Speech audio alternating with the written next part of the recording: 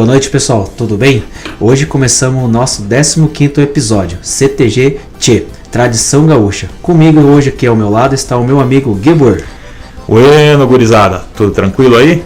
Então, já sabe, né? Sempre no início do programa a gente pede para você deixar o like aqui nesse vídeo, se inscrever no canal para que esse podcast possa crescer ainda mais e também ative o sininho lá que toda sexta-feira a gente lança um novo episódio e você vai ficar ciente de que ele está no ar. Não é isso, Éder? Isso aí. Pessoal, aqui esse nosso programa, né, aqui é todo hoje recurso nosso próprio. Estamos abertos para qualquer patrocínio, qualquer que seja R$1, R$2 aí, estamos em aberto, temos um contato na verdade. Aproveita a promoção, né? Porque se a gente crescer mais, não vai ser mais... Não vai ser mais R$2, entendeu? Vai ser um valor maior. E o nosso contato hoje é o 41, o 992 944220. E assim, seguindo o nosso episódio aqui hoje temos um convidado especial aqui com nós aqui, né, Gebor? Hoje é dia de falar de ciclismo, e nada melhor do que falar de ciclismo do que ter alguém para falar sobre principalmente a mobilidade urbana, né? E o nosso cicloturismo e tudo mais. Então a gente convidou aqui hoje o deputado Goura. Boa noite, Goura, tudo bem? Boa noite, Tchê. Boa noite, Éder. Boa noite, Guilherme. Uma boa noite e um bom dia, né? Quem vai ouvir aqui o nosso podcast. Um prazer estar aqui com vocês, tá? Uma alegria e parabéns. 15º episódio hoje? Isso. Que alegria, que honra estar contribuindo. Maravilha, muito obrigado. Então, você é daqui da região de Curitiba mesmo? Nasceu aqui? A gente sempre começa perguntando um pouquinho sobre o... Cara, nasci aqui em Curitiba, né, estamos em Pinhais, mas aqui, né, nasci em Curitiba em 1979, com 42 anos, fazer 43 esse ano, e sempre cresci em Curitiba, região, sempre tive vontade de ir embora, né, morar fora, morar em outra cidade, mas acabei me enraizando e agora mais do que nunca. Ah, sim, com certeza. E você é ciclista já desde criança ou como que surgiu essa... Cara, sou ciclista. Minha mãe, eu cresci com ela, meus pais se separaram, eu tinha 4 anos de idade e eu morei com a minha mãe até os 18, 19. E a minha mãe foi ter um carro quando eu tinha 18 anos. Então, toda a minha infância, adolescência, meu pai também não tinha carro, foi uma infância não motorizada. Foi andando de ônibus, em táxi, quando eu precisava.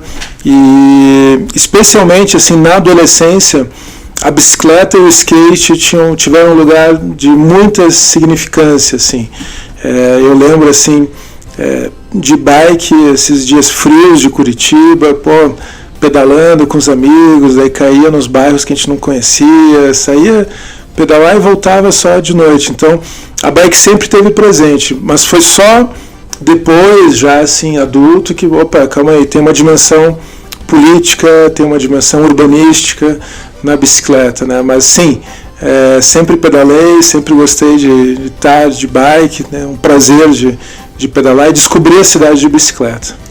E antes da gente perguntar como que você começou a se enganjar politicamente, que tipo de ciclista assim, você se considera? De passeio, de transporte, de viagem?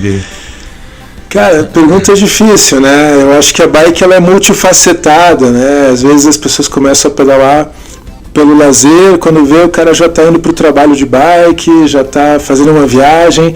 Eu gosto muito de me deslocar de bicicleta, tenho um prazer assim, de fazer Hoje vim de carro aqui, né? Tá meio chovendo, estava na Assembleia com terno e tudo, mas gosto muito de me deslocar de bike, assim, no dia a dia. Esse sempre foi o principal. Preciso ir num lugar, vou de bike. Nunca fui muito de grupos de bike, de participar de grupos, sempre foi mais assim, coisa ou individual ou dos amigos, mas também sempre, desde assim, sei lá, 2003, 2004, a coisa da cicloviagem, do turismo de bicicleta também me pegou.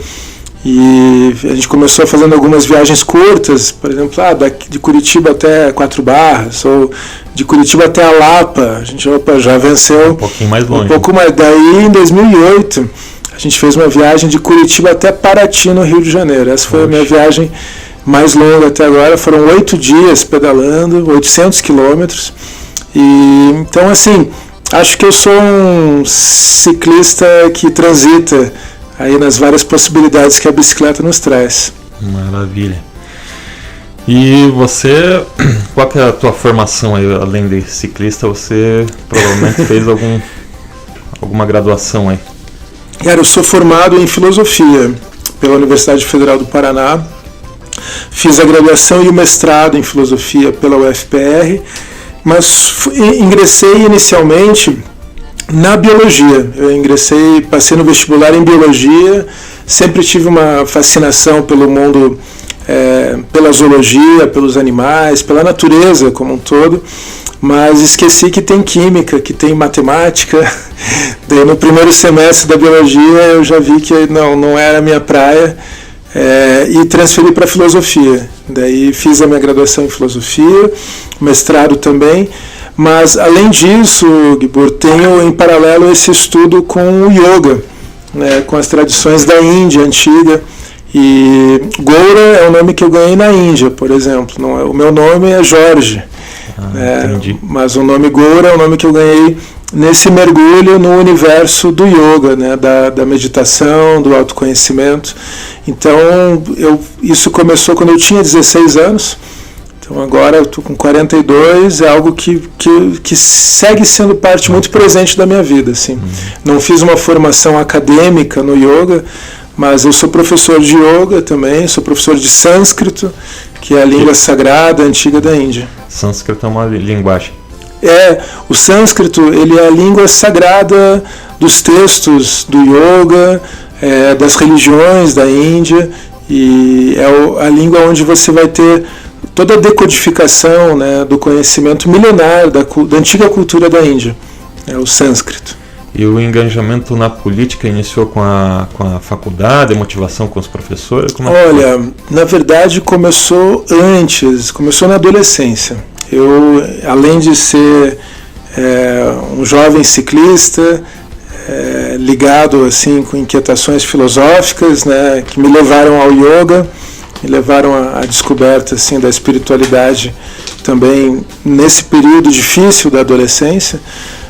Eu também estava envolvido com a cena punk, com o hardcore, com uma cena musical independente de Curitiba e que era muito politizada. Era uma cena, assim, nessa vertente do punk de questionamento, de crítica, de ser contra o sistema, de questionar os dogmas.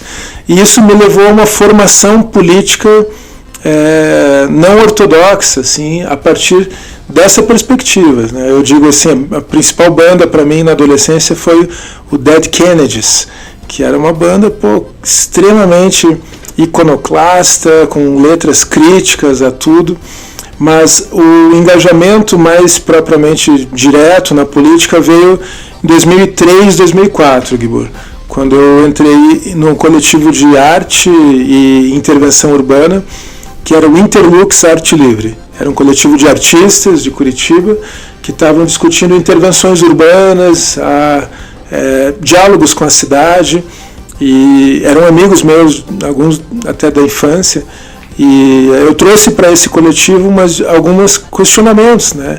Em especial a relação da mobilidade, a bicicleta, e a gente começou a fazer várias ações performáticas de intervenção urbana que tinham a bicicleta como um papel central, isso em 2004, 2005. Começamos então em 2005 a Bicicletada de Curitiba, que era um movimento crítico de uso da bicicleta, de demandas e reivindicações por políticas cicloviárias, por mais segurança para quem quer pedalar na cidade, né? Aqui vamos falar Curitiba, Pinhais, São José, né? Região, né? A grande região que a gente mora, que não tem, né? Hoje em dia você vem em Curitiba para Pinhais e já está tudo conurbado, né? Sim. Só que em Pinhais você tem uma estrutura cicloviária até melhor do que na capital. Enfim, né? Vamos falar um pouquinho sobre isso. Mas para mim começou aí, Gibor, assim, foi um momento que eu nunca imaginava. Se você perguntasse para o Goura de 2005, cara, você um dia vai ser candidato a prefeito. Eu falava, cara, você está viajando. Não era, realmente não estava no meu horizonte, mas a gente foi tomando essa consciência de que quanto mais a gente se articulava numa demanda, mais a gente via que, poxa, esse político não entende nada.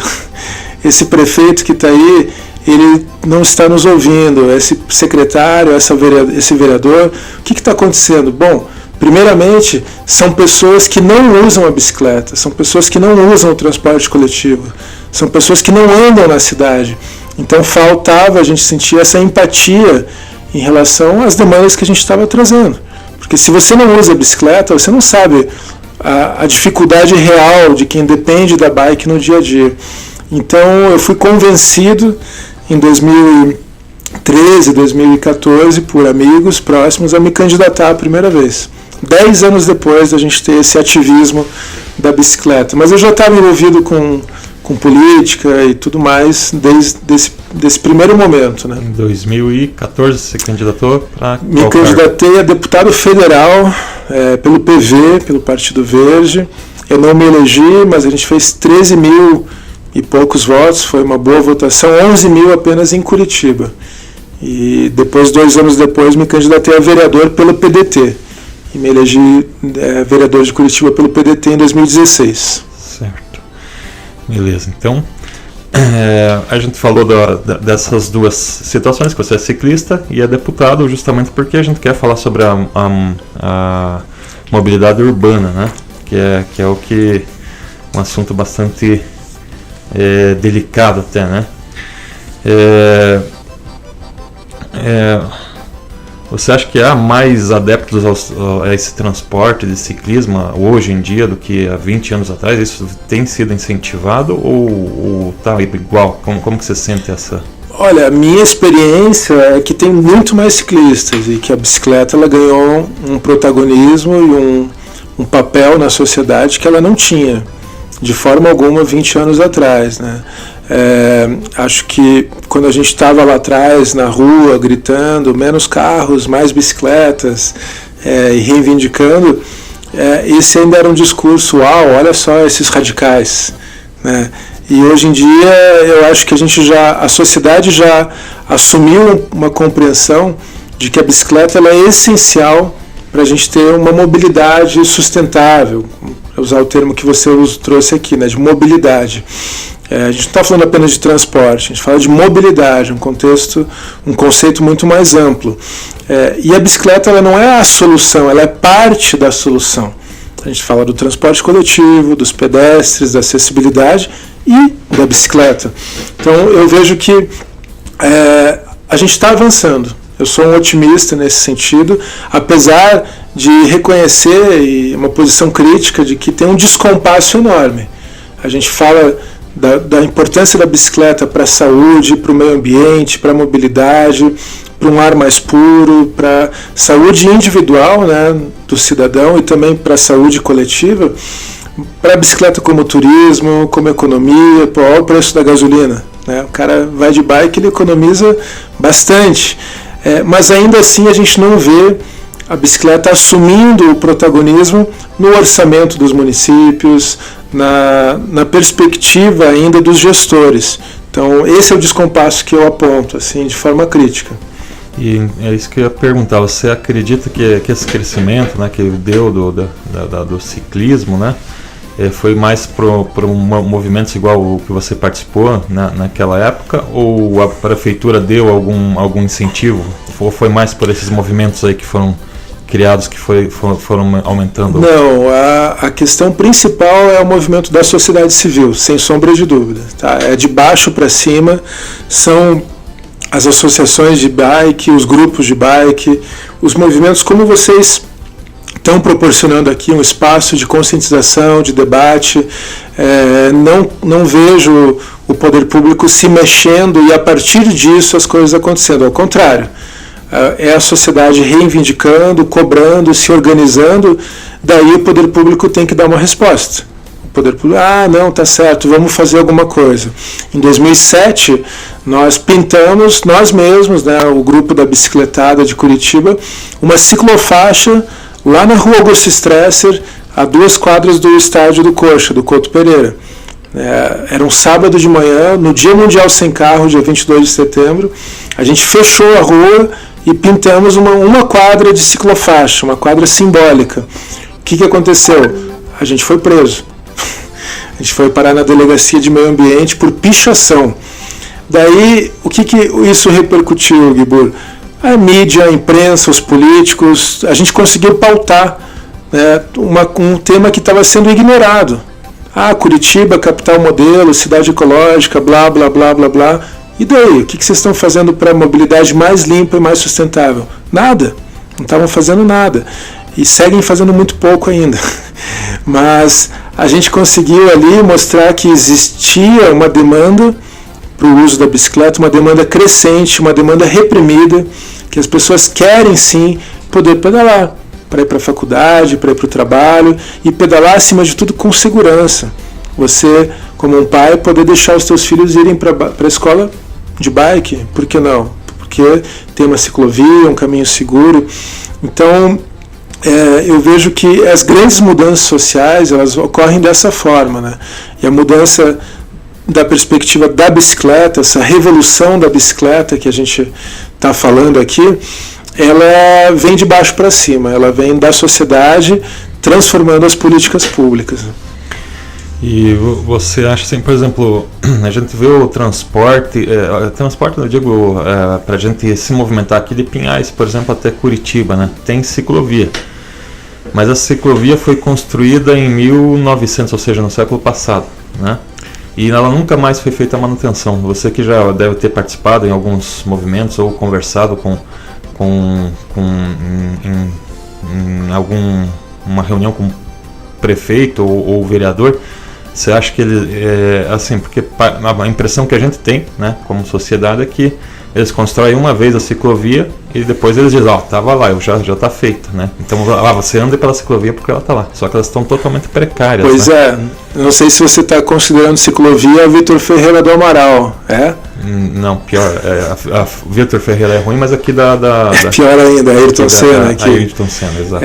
As duas são horríveis, né? Acho que a gente teve uma conquista, entre aspas, né, da ciclovia da Leopoldo Jacomel, apesar dos postes no meio da ciclovia, apesar da falta de controle, da falta de rampas, né, para os ciclistas. Você não acha que é melhor a ciclofaixa do que a ciclovia? Depende. Eu acho que no caso de uma rodovia, onde os veículos motorizados vão trafegar numa velocidade alta, a gente tem que ter uma segregação, né? Só que é um projeto que eu considero mal feito, da Leopoldo Jacomel. Eu transito com frequência até Piraquara, até 4 Barras, pela Leopoldo Jacomel. Acho que a gente perdeu, o governo do estado do Paraná e prefeituras envolvidas, uma oportunidade de ter feito um grande projeto cicloviário, com um espaço seguro, sem poste no meio, com desníveis adequados, etc. Agora sim, Vitor Ferreira do Amaral, não dá para chamar aquilo de ciclovia, né? É uma vergonha aquela avenida que é a principal porta de entrada entre Piraquara, Pinhais e Curitiba, ser considerada uma ciclovia. A gente tem uma calçadovia, por assim dizer, né? É muito mal sinalizada, você tem um espaço inadequado para o fluxo de pedestres e de ciclistas. E a Ayrton Senna é a mesma coisa, né? Apesar de que aqui em Pinhais, quando você cruza, está um pouco melhor. Mas a gente teve aqui, eu tenho que falar, Guibur, o triste incidente, trágico, fatal, do Enzo, do Christopher Enzo, que faleceu em Curitiba, na continuação, né, da Ayrton Senna, num local onde você não tem nenhuma estrutura cicloviária. E o Enzo estava pedalando, como muita gente faz, pela canaleta, e foi atropelado de forma criminosa por um condutor do transporte coletivo que viu o Enzo na frente dele. Viu e acelerou e tirou a vida desse rapaz de 15 anos, que era estagiário do Conselho Tutelar e que estava indo para a escola de bicicleta. Então, a culpa é do condutor? Mas também é da Prefeitura de Curitiba, também é do Poder Público, que, sabendo, aqui na região do Cajuru, Vila Oficinas, Capão da Embuia, que é uma região extremamente plana, como Pinhais, onde o uso da bicicleta faz parte do dia a dia da população, dos jovens, dos trabalhadores. E qual que é a estrutura cicloviária que a gente tem no Cajuru, nesses bairros, na regional Cajuru como um todo. Então, assim, falta muito, né, para a gente pensar que essa cidade que a gente gosta tanto, que tem tantos, que é conhecida mundialmente pelas inovações urbanísticas, ela não trata a bicicleta com o devido papel, com o devido protagonismo que a bicicleta poderia ter. Inclusive, falando isso, esse é um trecho aí que eu acho que a ciclovia ali tá bem mal tratada, né? A gente brinca aí que é um treino de XCO, né? Que é um local que você tem que ter bastante obstáculos ali, né? Para transitar naquela ciclovia. Tem que ter uma boa suspensão também ali, né? Tem que ter uma bicicleta. Bons reflexos e tudo isso. Né?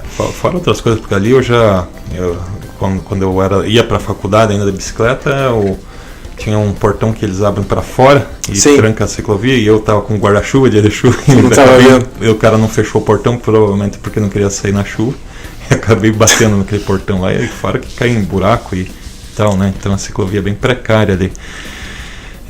Então, até falando sobre acidentes, depois a gente volta aqui mais sobre a bicicleta, né? Você acha que assim, não é só motorista de ônibus, né? Às vezes motorista de carro também, ele tem a oportunidade de passar um pouquinho mais distante do ciclista, mas ele prefere dar aquele pente fino no ciclista, né?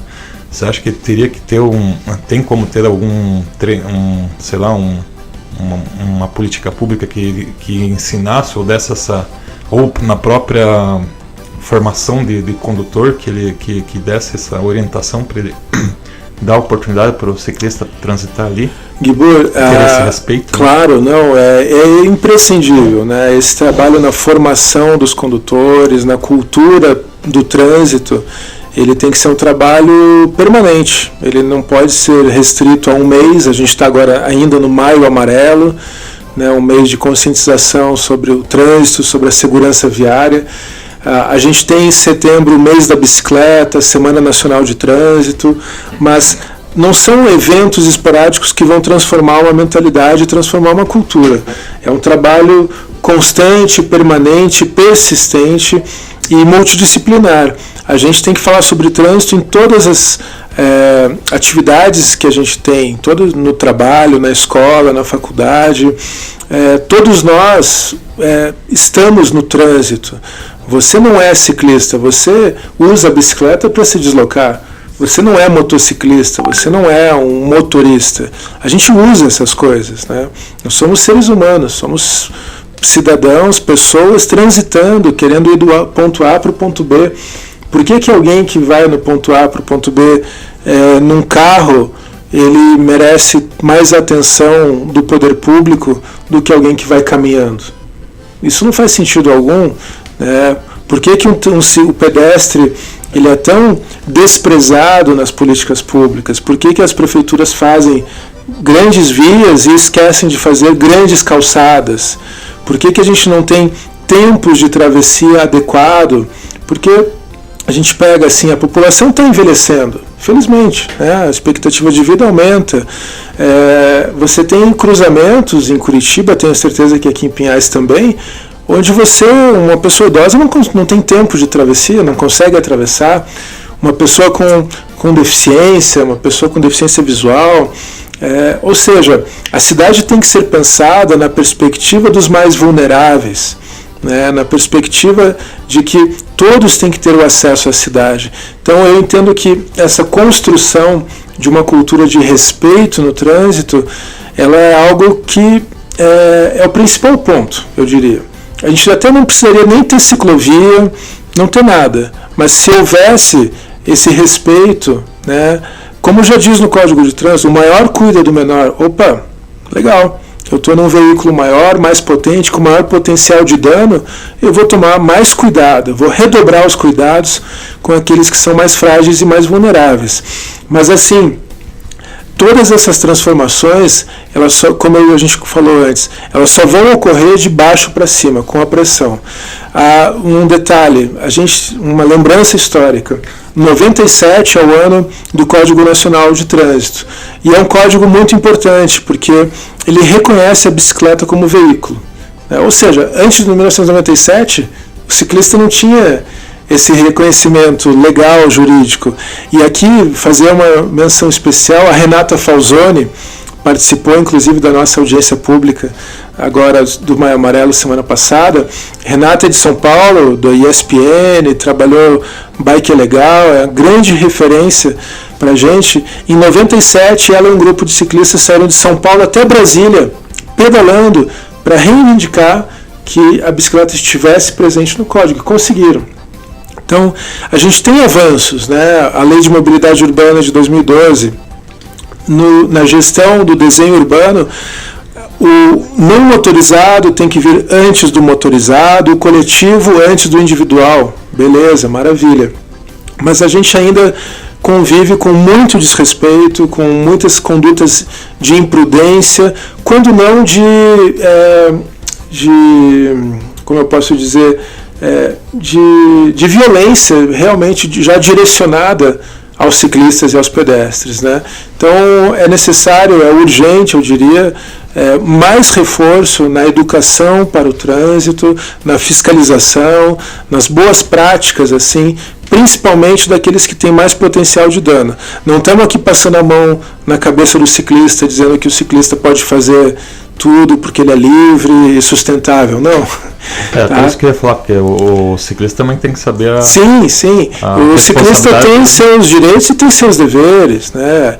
Então, de novo, é pensar uma cultura ampla. Você pega um país como a Holanda, onde a bicicleta faz parte assim, da cultura da sociedade holandesa, as pessoas, né, assim, a bicicleta já faz parte do dia a dia, ela já está lá presente e todo mundo sabe que tem que respeitar o ciclista, até porque se um motorista colide com um ciclista, a presunção da culpa está no motorista. Mas o ciclista fez algo errado. Tá, mas vamos averiguar. Por quê? O potencial de dano maior é do motorista. Então ele deveria ser mais cuidadoso ainda, né? Mas a gente está caminhando para isso, né? De novo, pensando aqui no otimismo que nos move. E assim que eu tenho visto, né, eu sou meio, desde que da adolescente também eu gosto do pedal, né? Mas obviamente que mais recentemente que eu tenho feito passeios mais longos, né? De 10 anos para cá. Eu só vou pedir para que você repita, que eu acho que você falou antes de a gente começar, né? Que você já fez algumas viagens de bicicleta também, né? Não, eu falei, acho que a gente já estava no papo aqui, né? Eu fiz algumas viagens curtas aqui por Curitiba e região metropolitana, mas a viagem, já desci para o litoral algumas vezes, assim, pela Graciosa, até pela 277, mas a última viagem que eu fiz foi com um amigo, a gente saiu de Curitiba, foi para Rio Branco do Sul, Cerro Azul, Adrianópolis, caímos lá já no Vale do Ribeira, passamos nos quilombos lá da região do Vale do Ribeira, Caverna do Diabo, Iporanga, Eldorado, caímos lá em Cananéia. Daí de Cananéia peguei um barco para o Superagui, daí cruzei o Superagui, do Superagui fui para Ilha do Mel. Da Ilha do Mel voltei para Paranavaí. Você falou que já pedalou na vida aí? Mas a viagem mais longa foi daqui até Paraty. Foram 8 dias de viagem pedalando pela costa. A gente cruzou esse trecho que é o mais lindo aqui, fazer uma propaganda do Superagui, a praia deserta do Superagui. Daí cruzamos para São Paulo e fizemos a costa inteira de São Paulo, da Ilha do Cardoso até Ubatuba, né, toda a costa. Daí já chegando em Paraty. Essa foi a viagem mais longa que eu já fiz. E como se diz, né? O pedal que ele fez aí de Rio Branco, tudo envolvendo, era tudo plano, né? Nossa Senhora! É tudo, né? Assim, só tem descida, na verdade, né? Cara, as descidas são gostosas. Mas que eu sou tratado assim, o pessoal sempre fala, né? Que o Edinho da descida, só tem descida, né? Aquelas mentirinhas de ciclista. Vai que é curto, que você aguenta, entendeu? Olha, mas eu vou te falar, a pedalada de Rio Branco para Cerro Azul é linda, tá? A estrada asfaltada e você tem umas belas umas descidas, mas para sair de Rio Branco do Sul você tem uma lomba lá que é brava. Alguns dias atrás eu fiz um pedal em Rio Branco do Sul, 19 km, deu uma altimetria gigante, na verdade, só subida mesmo, entendeu? A topografia ali, mas é isso, né? A bike faz parte do ciclismo. Bota na marcha mais leve ali, olha para baixo e vai, né?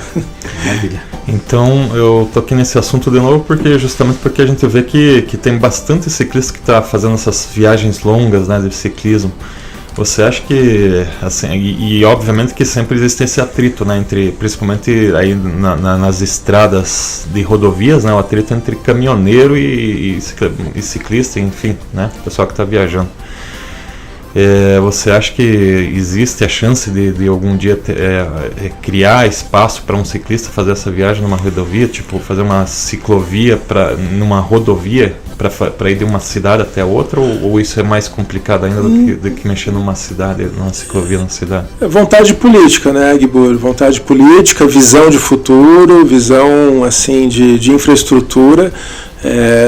A gente tem essa campanha aqui, né? Mostrar aqui, acho que todo mundo está vendo aqui, que é para que no novo contrato dos pedágios das rodovias paranaenses a gente inclua a obrigação contratual de estrutura cicloviária nos trechos urbanos das rodovias. Tá? Já é um passo importante.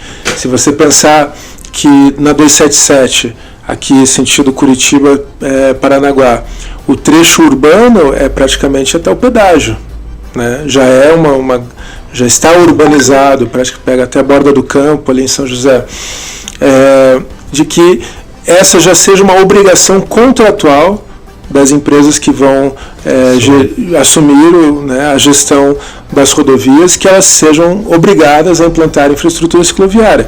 E, de novo, a qualidade dos projetos. Não dá para ser projeto como foi da Leopoldo Jacomel, como foi da Linha Verde, que é outra oportunidade perdida, assim, que vai exigir muito trabalho para ter algo bom, né? Ou pelo menos razoável. Então, sim, a gente precisa de ciclovias nas rodovias. Eu falei da Holanda, vamos falar da Alemanha, vamos falar de outros países onde o ciclista é proibido de transitar em certas rodovias de alta velocidade.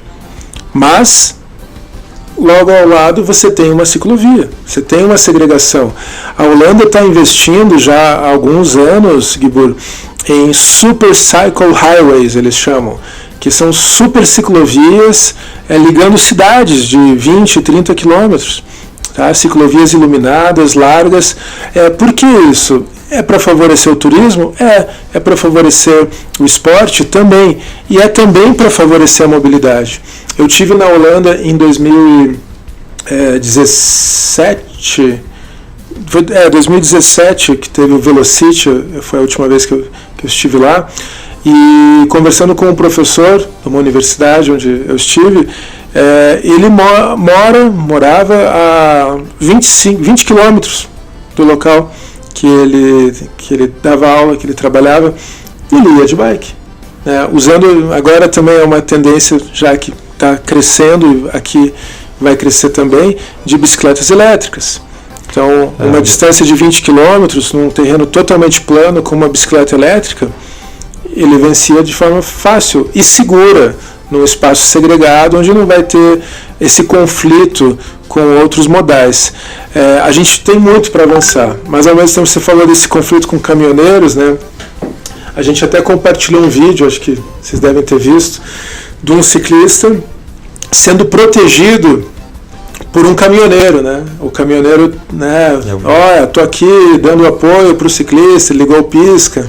Ou seja, apesar da gente ter tanta violência, tanto desrespeito, a gente vê também cada vez mais bons exemplos, boas condutas inspiradoras. Até, né? O Éder vai falar disso também, porque assim, eu acredito que quando o motorista, enquanto ele é só motorista, às vezes ele não tem essa consciência, mas se ele também é ciclista, quando ele está de motorista, ele acaba dando esse respeito. E aqui, desculpa, Éder, só mostrar também dentro dessa campanha que a gente fez essa manifestação formal à ANTT, Agência Nacional de Transportes Terrestres, sobre essa demanda, tá? A gente chamou mais pedal, menos pedágio, né?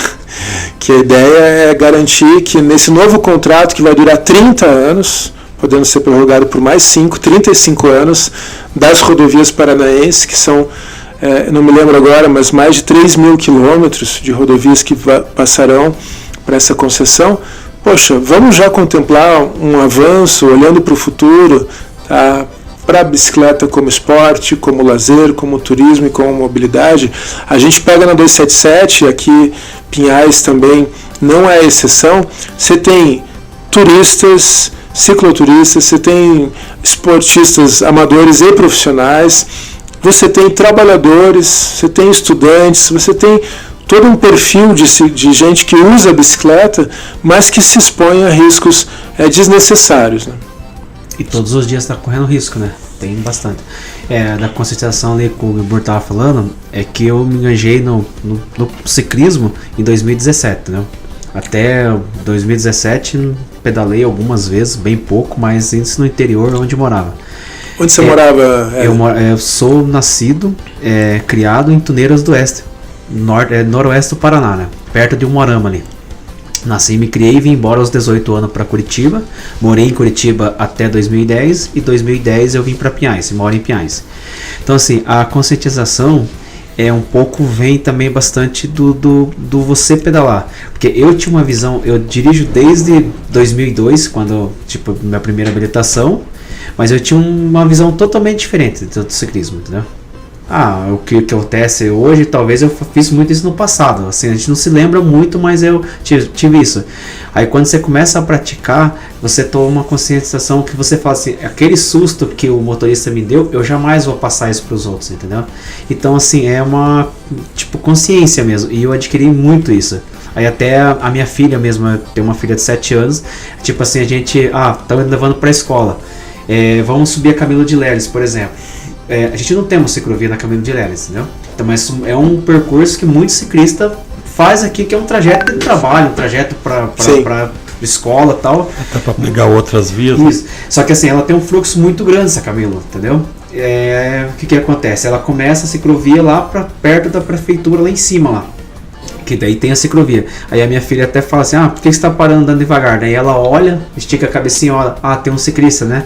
Tipo assim, eu espero abrir um espaço para mim abrir para a esquerda, para passar bem com segurança, entendeu? Claro. Mas assim, essa consciência veio depois de, sim.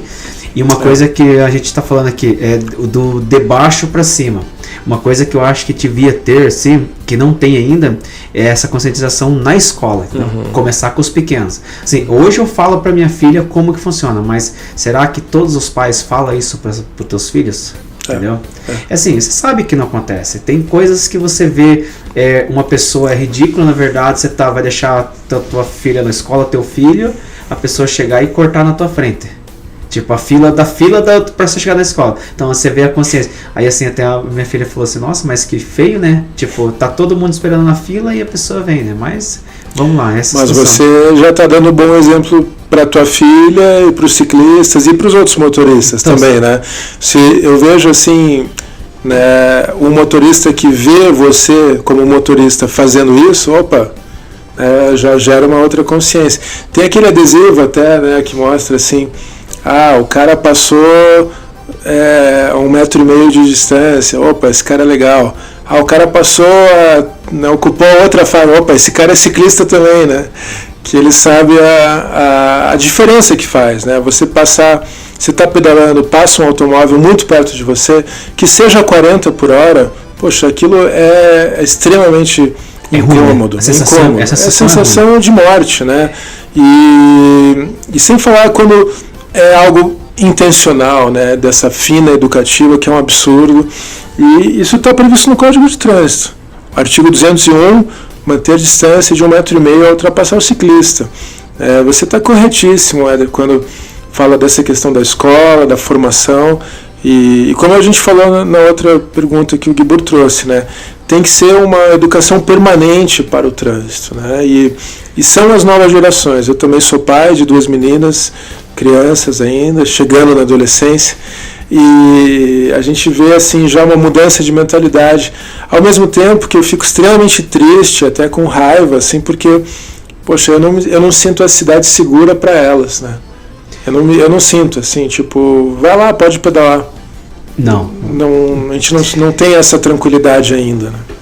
Mas assim, vamos, assim, como você falou, vamos trabalhar, passar isso para frente, tentar trabalhar o mais possível para que daqui talvez 20 anos, Sim. por exemplo, a gente vê Sim. eles com essa segurança, né, entendeu? E para nós também, né? Que se Deus quiser, daqui 20 anos vamos estar pedalando com segurança, entendeu? É. Mas assim, eu, graças a Deus, sempre feliz, nunca aconteceu de problemas, entendeu? Mas assim, Sim. a gente conhece bastante gente que teve bastante infelicidade, Sim, entendeu? sim. Não, eu também perdi amigos e a gente convive com essa tragédia, né? O trânsito brasileiro ainda segue sendo dos mais letais do mundo. Mas só assim para lembrar, né? A gente falou de mudanças. Quando a gente começa esse movimento em Curitiba em 2005, 2004, pô, o que tinha em Curitiba de ciclovia? Tinha a Flávio Dalegrave, que é aquela da linha do trem, que até hoje em dia não passou por uma reforma, uma revitalização. E você tinha aquele trecho ali da ciclovia do Rio Belém, que vai até o Parque São Lourenço. O resto não dá para contar como estrutura cicloviária. A gente teve ganhos, teve avanços, né? As ciclofaixas junto das estruturais, João Galberto, Avenida Paraná, 7 de Setembro, mais recentemente o projeto que vai até o Campo Comprido, tá? Infelizmente a Prefeitura na República Argentina agora não está fazendo um projeto, na minha opinião, mais adequado, porque ali eles estão fazendo uma ciclorrota. Ciclorrota é uma proposta de um compartilhamento da via sem sinalização, sem uma segregação. Eu acho que ali, pela demanda de usuários, porque a conexão com Pinheirinho, com a SIC, com toda a região sul da cidade, ali deveria ser uma ciclovia, uma ciclofaixa que fosse, né? Mas assim, a gente vai transformando a realidade, né? Eu acredito que a cidade, ela é esse processo, ela é um trabalho em processo, né? Um work in progress, assim, ela não está acabada.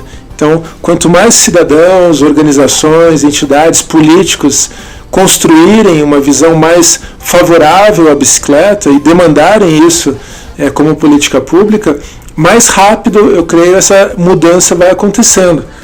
E é possível.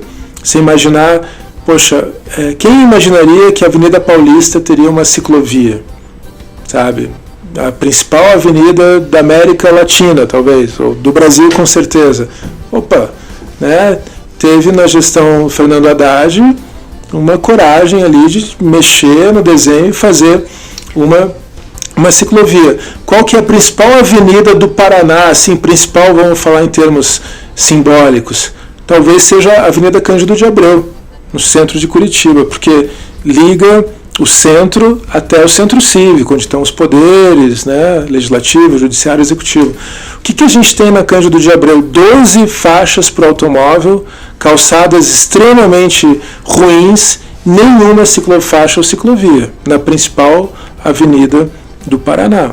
Ou seja, tem uma coisa muito errada nisso. A gente poderia criar um espaço muito legal e seguro para a bicicleta, ampliar as calçadas, e ainda assim o automóvel teria um maior espaço. Bastante fluxo ainda, né? Então essa questão de distribuir de forma mais equitativa o espaço urbano, né? Porque o automóvel ele ganha muito mais atenção dos gestores, do orçamento, ainda que as pessoas, na sua grande maioria, estejam no transporte coletivo, estejam a pé, estejam também de bicicleta. Você citou aí o exemplo de São Paulo, então foi assim, obviamente que você falou que aqui a iniciativa da organização social, né, ajuda, né, a cobrança, mas às vezes um gestor né, público que tem interesse também de fazer isso. O que você ouve, assim, por exemplo, de gestores aqui, por exemplo, das prefeituras que não não investem na ciclovia, não reformam uma ciclovia? Você sabe por que eles têm, qual que é a desculpa, digamos assim, que não... Pois é, Guibor, eu vejo que felizmente as coisas estão mudando, sabe? Até a gente brinca lá na Assembleia. Eu agora estou no primeiro mandato como deputado estadual e a gente brinca que tem lá uma bancada da bike. A gente constituiu lá uma bancada da bike de esquerda, de direita, de oposição, de base do governo, de deputados que estão pedalando. Sabe? Tem deputados que começaram a pedalar pelo esporte, pelo turismo, até por aí e voltar para a Assembleia. Ano passado a gente conseguiu implantar na Assembleia um baita de um bicicletário, ficou super legal, protegido, seguro, iluminado, cabem bastante, assim, acho que se não me engano, 60 bicicletas, para os servidores, para os deputados, para os visitantes. Agora, recentemente, a gente conseguiu ajudar num processo junto com a Ciclo Iguaçu, Associação de Ciclistas do Alto Iguaçu, e o projeto Ciclovida da Universidade Federal do Paraná, na implantação da primeira ciclofaixa de Antonina, a ciclofaixa na Avenida Thiago Peixoto. Quando você desce para Antonina, vai indo de Morretes para Antonina, é logo na continuação da rodovia, sabe? Logo passou o portal. E agora, sábado, até dia 14, convidar todo mundo, vai ter a inauguração da ciclofaixa. São cerca de 2 quilômetros de ciclofaixa, conectando 2 escolas estaduais, a área de comércio, e ficou show, ficou assim, um processo incrível. Foi uma emenda parlamentar do nosso mandato que a gente conseguiu destinar, junto com um projeto técnico muito bom, muito bem feito, pela Ciclo Iguaçu, com o Ciclovida, e ajudando e auxiliando a equipe técnica da Prefeitura de Antonina. Ou seja, as coisas estão mudando. Aqui mesmo em Pinhais a gente vê alguns bons exemplos, tem maus exemplos também, mas a gente vê algumas boas coisas, a gente vê em Campo Largo, São José dos Pinhais também. Então eu acho que a bicicleta já está na pauta, já está, por assim dizer, na ordem do dia. Tá? O que falta agora? A gente aperfeiçoar a qualidade dos projetos. E para isso é essencial, né, os prefeitos, talvez as prefeitas que nos escutem. Eu sei que a atual prefeita de Pinhais, a Rosa, né, ela já esteve aqui, né, no podcast de vocês. A gente tem que ter participação dos usuários na definição dos projetos. Não dá para você pensar um projeto de ciclovia onde os ciclistas não sejam consultados. Será que vai ser bom assim? Será que vai ser bom assado? Então, a gente tem que avançar na qualidade dos projetos e também na quantidade, né? Então, é necessário que a bicicleta esteja prevista no orçamento. E agora a gente vai começar, no segundo semestre do ano, um processo, isso cabe aqui Pinhais, Curitiba, Governo do Estado, na Assembleia, que é a definição da Lei Orçamentária de 2023. Então, é o momento de brigar para que a bicicleta ganhe orçamento. Aqui, Prefeitura de Pinhais, qual que é o orçamento previsto para a bicicleta em 2023? Vai ser 3 milhões. Só isso. Tá?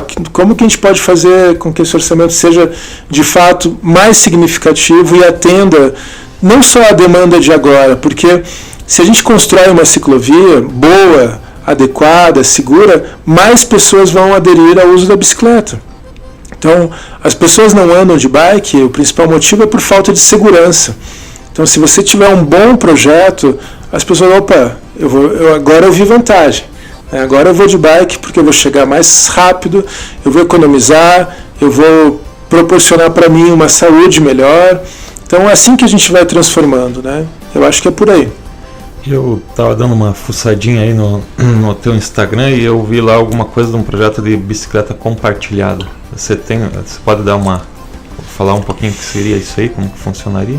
Bom, essa é uma demanda, Guibor, que a gente está cobrando da Prefeitura de Curitiba, mas acho que poderia caber para todas as prefeituras da região metropolitana, de abrirem editais para empresas de bicicletas compartilhadas operarem na cidade. A gente teve uma experiência um tempo atrás em Curitiba, que foi a Yellow Bike, mas foi uma experiência caótica, até porque a prefeitura não conduziu as coisas da melhor maneira.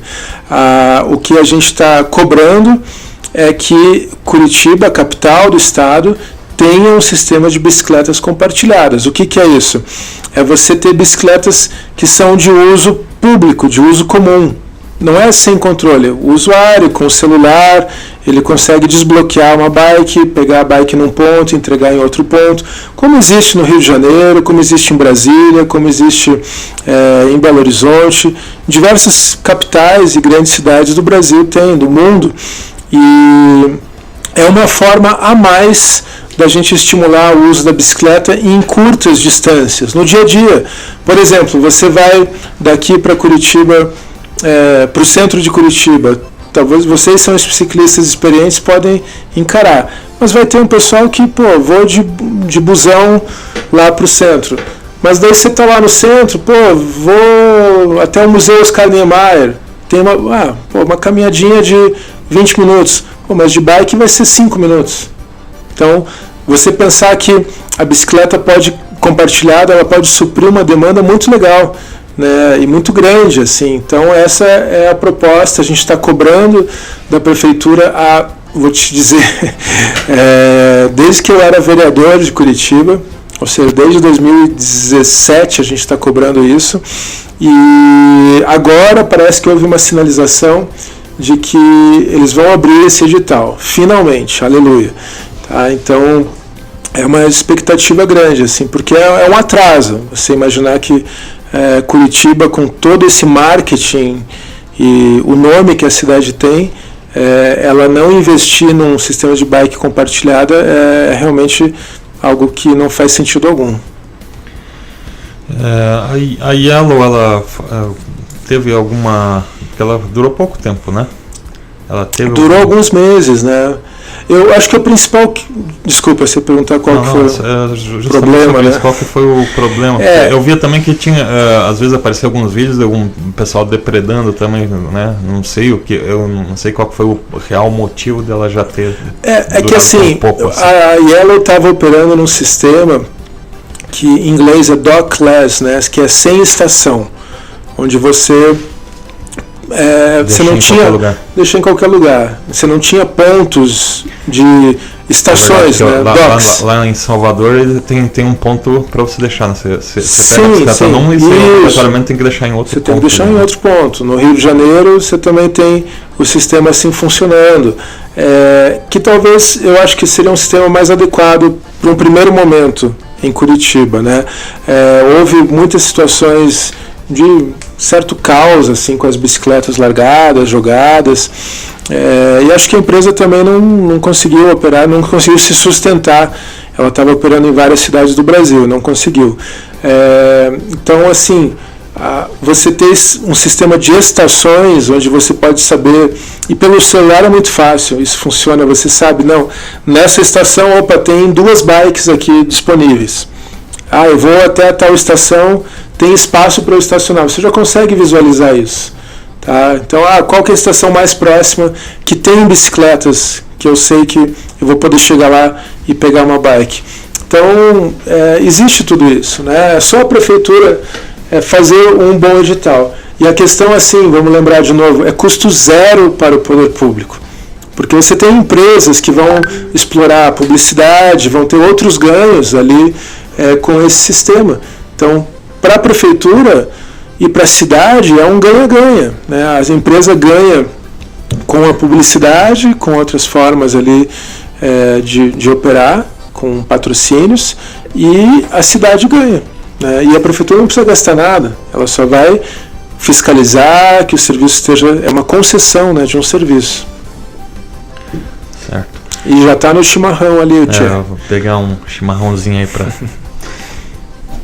dar uma olhada na garganta. Seguinte, também outra pergunta que eu tenho a fazer aqui tá certo que aqui esses tempos atrás, acho que uns 2 anos atrás, 3 anos até, foi inaugurada a ciclorrota, né, aqui em Pinhais. Então, mas isso mais a nível de passeio. Até 2018 tinha uma competição que a prefeitura de Curitiba organizava, que se chamava Revezamento das Nascentes do Iguaçu, né?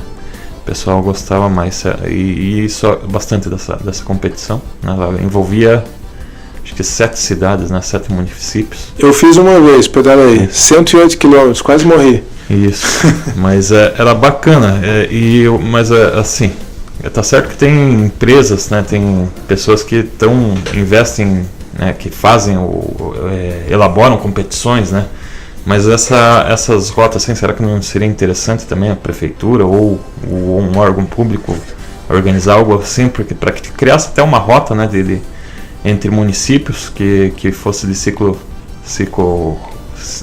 fosse cicloturismo ou competição mesmo, né? Com certeza, Igor, com certeza. E assim, por que você acredita que de repente deixou de investir? Porque ela durou alguns anos esse evento, né, da Corrida das Nascentes, eu participei uma vez de bicicleta, foi muito legal, foi uma baita experiência, saindo de madrugadinha e cruzando tudo, terminando lá em Santa Felicidade. Eu brinquei que eu quase morri, que puxado, fazer mais de 100 km em um só dia, com muita subida. Vamos dizer que ela começa em Piraquara, passa por 4 Barras, volta para Pinhais, depois vai para Bocaiúva, Colombo, Bocaiúva, Colombo, Almirante, Tamandaré, Campo Magro, daí termina em Santa Felicidade. Puxado. Ou seja, só lugar de descida, igual diz o Mas assim, além disso, né, eu acho que vamos falar aqui um pouco dessa região leste, que é onde a gente está.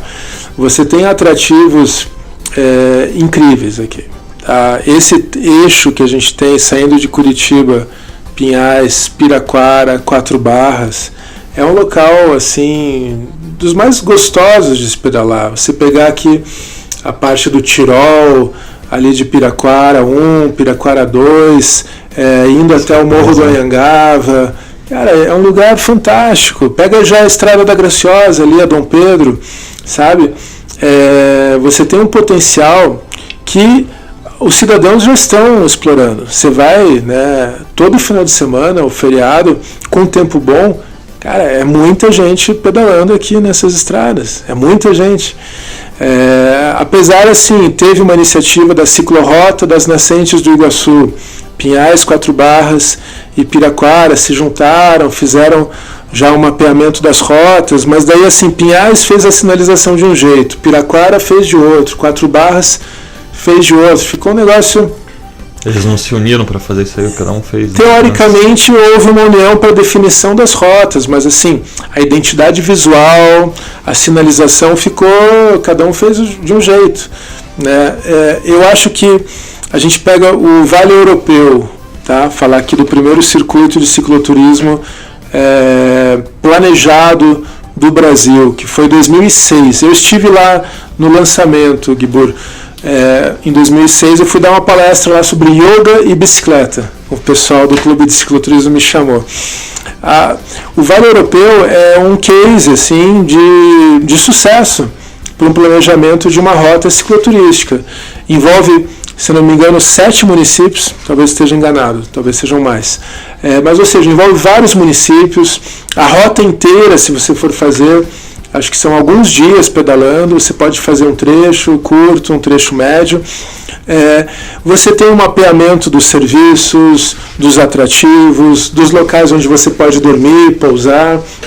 Então, é isso que a gente precisa, né? Na Assembleia, a gente já aprovou várias leis de cicloturismo aqui no estado do Paraná, principalmente a Lei Geral do Cicloturismo, que dá diretrizes, e leis que criam circuitos específicos. Tá? Isso já foram várias leis aprovadas, o Circuito Litoral, Circuito do Sudoeste, Circuito dos Quilombos da Ribeira, lá no Vale da Ribeira, e o Circuito do Alto Iguaçu, que engloba aqui toda a nossa região metropolitana, onde estão as nascentes do Rio Iguaçu. Então, eu acho assim, o que precisa ser feito? A gente tratar o cicloturismo como uma política pública séria. Não apenas como, vamos aqui, larga a galera lá pedalando. Não. Você tem que ter... Qual que é a melhor rota? Por exemplo, um cara chega para você e pergunta, eu estou aqui em Curitiba, quero ir até o Morro do Canal. O que você fala para ele? Qual que é a melhor rota para ir? Né? Assim, né, depende do perfil do ciclista, né? Mas do jeito que está, falta, assim, você deveria ter já em Curitiba um ponto central que já indicasse, rota sentido Pinhais-Piraquara, sentido 4 Barras, sentido São José dos Pinhais. Qual que é o melhor caminho? O caminho mais seguro? Ou pelo menos o caminho que aos poucos vai ser direcionado para uma política pública cicloviária. Olha, a gente ainda não tem uma ciclovia aqui, mas teremos, porque esse é o melhor caminho para você chegar de bicicleta, lá no teu destino de bicicleta. Então, é isso, assim, né? Pensar o cicloturismo como uma política pública que merece muita atenção, porque ela gera renda, é uma porta de entrada, né, para o mundo da bicicleta, para a cultura da bike, e a gente tem um potencial incrível. Você comentou um pouquinho sobre a bicicleta elétrica. O que você acha sobre as bicicletas elétricas aí? Eu acho muito legal. Eu já pedalei com elas, acho muito gostoso, acho que é uma opção sim de mobilidade, principalmente para pessoas que podem ter que vencer algumas subidas, não estão muito acostumadas, assim. Estamos falando de pedais assistidos, né? A pessoa pedala e tem ali um apoio. Não tem uma posição contrária, não. Acho que a gente tem que ainda são muito caras, né? Ainda tem um valor aquisitivo alto. Acho que isso tem que ser. Assim, vamos falar das bikes como um todo, né? Tem muito imposto, tem imposto nacional, imposto estadual. A gente tinha que baratear o acesso à bike. Isso passa por uma política também da importância da bicicleta para a economia como um todo. Uhum. Desculpa, era eu que estava apitando aqui. Mas, assim, acho que a bike elétrica é uma tendência, né? Na Europa, ela já está muito difundida, até criando problemas. Eu conversava recentemente com o cônsul da Holanda, ele está falando, olha, ele mostrou um dado para a gente numa audiência pública agora, que os acidentes com bicicletas na Holanda estão ocorrendo com mais gravidade, né, acidentes mais graves, com uma população mais idosa. Por quê? Diferentemente do que ocorre no Brasil, né, que são os mais jovens, assim, que se acidentam com riscos, né, com gravidade. Por quê? Por causa da bike elétrica. Você tem pessoas que deixaram de pedalar, ou já estão mais velhinhos, assim, já não usam a bike normal, mas apareceu a bike elétrica, eles conseguem continuar pedalando. Só que a velocidade que eles pegam é maior, daí numa situação de queda ou de colisão, o dano também é maior, né? Mas acho que é uma tendência, a gente tem que se preparar para isso também. E o que mais que você tem assim para dizer da tua expectativa para o futuro das bikes aí, do ciclismo, né? Ou até da mobilidade urbana, né, em geral? Você falou que não é só bicicleta, também é transporte público, né? Porque a tendência é o pessoal querer ter mais comodidade, então vai de carro, compra o carro, mas se tiver, de repente tem algum incentivo para o pessoal deixar o carro um pouquinho e ir de bicicleta. Por exemplo, eu acho interessante, em Curitiba teve a diminuição da velocidade, eu acho que acredito no centro, né, na região central. Sim. Creio eu para justamente assim, o sujeito pensar, em vez de ir de carro, deixa ir outro. Ou então foi tirado os estacionamentos que eram nas ruas, né? Para o cara falar, pô, lá não tem estacionamento, não tem onde estacionar, então deixa eu ir de outra forma. Uhum. Você acha que isso aí incentiva o povo é um meio para o pessoal utilizar mais outros transportes do que o carro? Uhum. ou não é muito por aí? Igor, eu acho que quando a gente falar de mobilidade urbana, a gente tem que pensar realmente assim, a cidade ela tem que ter um sistema viário que atenda às demandas gerais da sociedade. As pessoas querem se deslocar, elas vão se deslocar, né, por N motivos, por trabalho, estudos, prazer, vou para balada, vou não sei aonde. Então, a cidade tem que dar as ofertas, tá? Quando a gente fala assim de uma cidade multimodal, é uma cidade que oferece essas possibilidades para o cidadão. Se o cara quer ir de bike, ele consegue ir de bike. Se eu quiser ir do centro de Curitiba para o Tatuquara de bicicleta, eu tenho que ter essa possibilidade. Tá? Não enfrentando riscos, avenidas hostis, rodovias. Não, tem que ter um caminho seguro para ele ir de bike com conforto, com segurança. Se ele quiser ir a pé, também a cidade tem que pensar na mobilidade ativa, bike, pedestre, nessa mesma prioridade. Se ele quiser ir de ônibus, né, também essa opção tem que estar disponível. E se ele quiser de carro, de moto, igualmente. Então, pensar mais assim nesse cardápio de ofertas. Eu acho que é assim que a gente podia imaginar. Assim. E é óbvio, a pessoa vai usar sempre o que lhe é mais vantajoso, o que ela vê vantagem. E também aquilo que ela vai se habituando. Né? O cara que começa a andar de carro, só de carro, vai para a padaria na esquina comprar um carro, vai comprar um pão, desculpa. Sim. Vai de carro para comprar o pão na padaria que fica aqui, 100 metros. Mas calma aí, cara, você já pensou em ir a pé? Você já pensou em ir de bike? Você já pensou, né, em fazer outra forma de deslocamento? Então, é óbvio que para isso, assim, de novo, só lembrando o que eu já disse, lei da mobilidade urbana, a gente tem que ter uma prioridade ao transporte coletivo. Tá? Porque um transporte coletivo que leva 50, 100 pessoas, são 50, 100 carros a menos na rua. Cada pessoa que opta por andar de bicicleta, seja pelo motivo que for, é um carro a menos na rua. Tá? De novo, como a gente falou no início, não é que a bicicleta ela é a solução, mas ela é parte essencial dessa solução para uma cidade mais sustentável de verdade. Né? E qual que é a perspectiva que eu tenho para o futuro? É que essas mudanças, essas transformações, elas venham com mais agilidade, com mais rapidez, com mais ousadia. Eu acho que a palavra um pouco é essa, assim, porque a gente está parado no tempo. Tá? A gente está vivendo, falando aqui de Curitiba, de uma coisa, a cidade do futuro. Cara, o que você está fazendo para o futuro acontecer? Sabe? A gente ainda é uma cidade extremamente hostil para a bicicleta.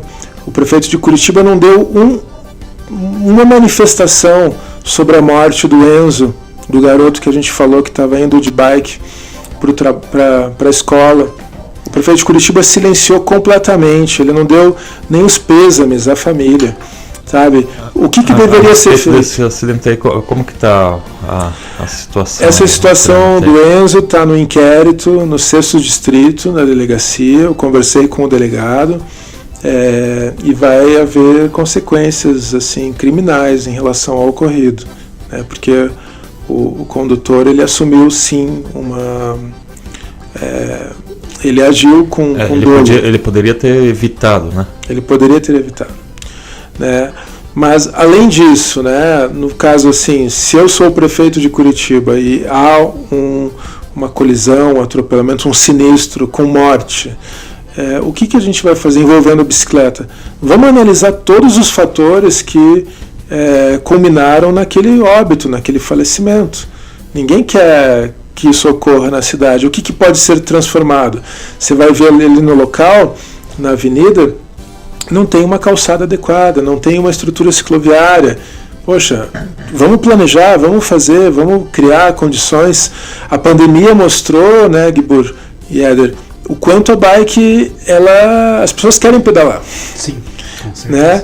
E uma possibilidade de mais segurança, sanitária inclusive, porque o cara vai no ônibus cheio de gente. Opa, pode ser uma situação de contágio. Agora, eu estou pedalando ao ar livre, pode ter um monte de gente pedalando, mas está todo mundo ao ar livre, muito mais seguro.